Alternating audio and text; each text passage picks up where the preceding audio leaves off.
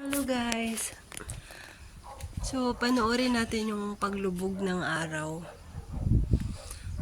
Sabi nila, pag naabangan mo raw yung paglubog ng araw sa dapit hapon, mag-wish ka daw. Dahil matutupad yung wish mo. So, tara bantayan natin para matupad yung mga wishes natin sa paglubog ng araw.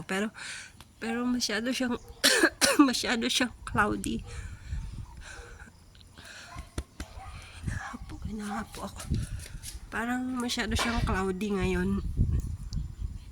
Nahaharangan kasi siya ng ulap. Excuse me.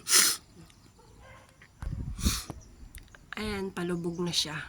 May puno din kasing nakaharang. Ayan, palubog na yung sikat ng araw. Parang may sama ng panahon eh. Kasi makulimlim. Yan o. Makulimlim yung... Ay! Tubig! Makulimlim yung panahon.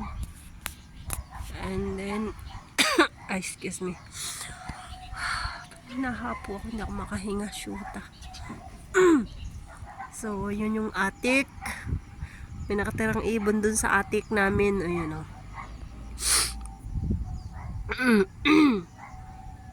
Parang may bagyo nga ata kasi ang pangit ng panahon, no? Makulimlim siya. So, yan.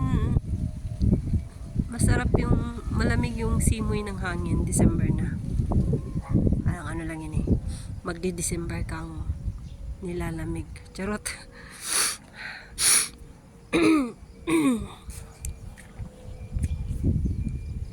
Pag namunga to, kakainin ko. Kukuhain ko ang bunga kaso para puro ano pa lang siya. Puro bubot pa.